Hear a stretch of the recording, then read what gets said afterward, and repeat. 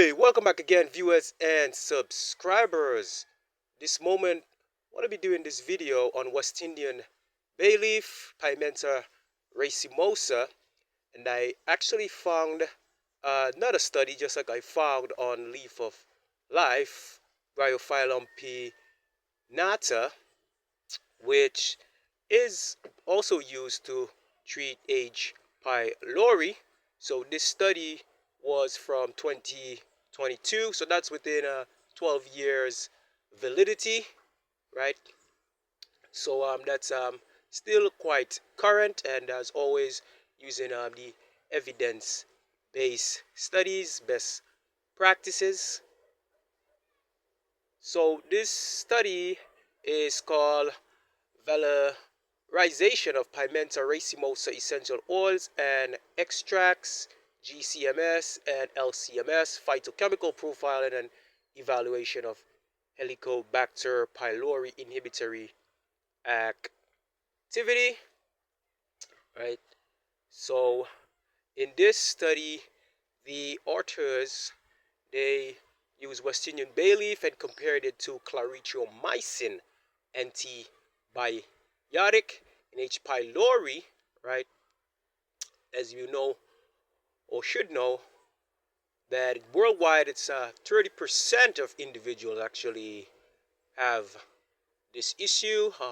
It's even prevalent in childhood. Some have it and can live their life without it. Others encounter issues like GERD, gastritis, and even gastric cancer, right? Usually have to have good hygiene practices. Good hand washing also spreads by feces, hand to mouth. And in the study, the authors, so this is the abstract, right? Pimenta racemosa is a commonly known spice used in traditional medicine to treat several ailments. In this study, comprehensive phytochemical profiling of the essential oils and methanol extracts of P. racemosa leaves and stems was performed alongside assessing their potential Helicobacter pylori inhibitory activity in vitro and silico. So this study was done in the lab. The essential oils were chemically profiled via CGMS. Moreover, the methanol extracts were profiled using HPLC, PDA, ESI, MS/MS. The antibacterial activity of the essential oils and methanol extracts against H. pylori was determined by adopting the microwell dilution method. GCMS analysis unveiled the presence of 21 constituents, where eugenol represented the major component, 57.84% and 59.76% also in both leaves and stems of essential oils respectively. A total of 61 compounds were annotated in both leaves and stems of P. racemosa methanolic extracts, displaying richness in phenolic compounds identified as epicatechin and epigallocatechin monomers and proanthocyanidins, hydrolyzable tannin derivatives, gallotannins, flavonoids, and phenolic acids. So we have some activities coming out there which are good for diarrhea. I have some there which found in other plants like hibiscus sabderifa or sorrel. We have flavonoids, also phenolic acids. All these help to provide the body with antioxidants and also help the body to fight against free radicals, which leads to chronic diseases. So the stem essential oil showed the most promising inhibitory effects of H. pylori, exhibiting an MIC value of 3.9 Ug/ml, comparable to clarithromycin antibiotic.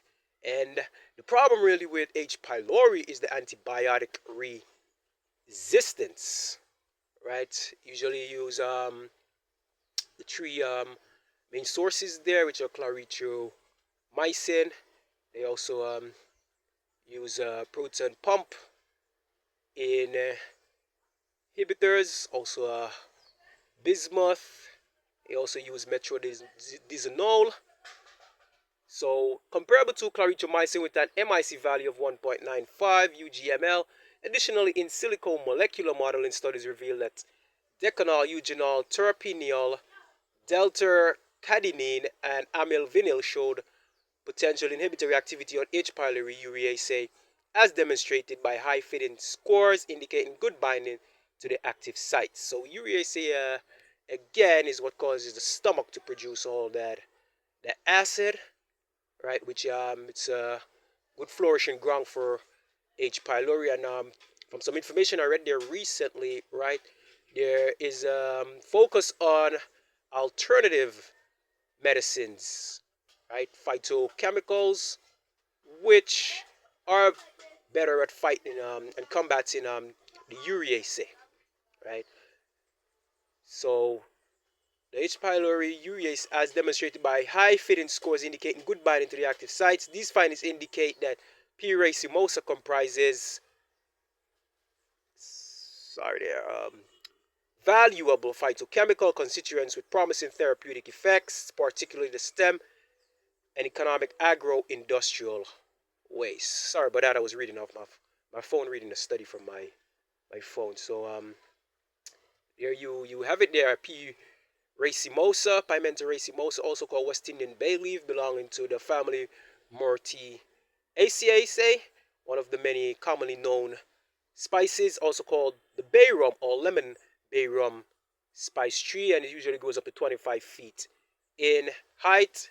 This is native to the Caribbean region, but can be adopted in different warmer climates, right? Traditionally in Egypt and other Caribbean countries, as Cuba, Bahamas, and Jamaica, P. racemosa leaves have been prepared as tea and used to treat flatulence, colds, or fever, right? So it says also this activity could be assigned to the richness of essential oils and phenolic constituents. Okay, it also goes on to say the anti-inflammatory and anti-nociceptive activities of the aqueous leaves extract also reported. Furthermore, P. racemosa exhibited antimicrobial, antioxidant, like I said, antioxidant, analgesic, and anti-inflammatory properties. Polyphenols have been generally recognized for their beneficial effects on several health problems, including diabetes, cardiovascular diseases, neurodegenerative diseases, cancers, and osteoporosis. This is usually due to their free radical activity, scavenging activity, as I said, reducing the risk of different ailments. In addition, essential oils have long been known for their therapeutic activities, and they're used in the food and cosmetic industries. It's also good for joint pains, right? Good for the muscles, and not all parts of the plant are good for consuming. Also toxic, so one must be very careful. But yeah, so that's it. West Indian bay leaf.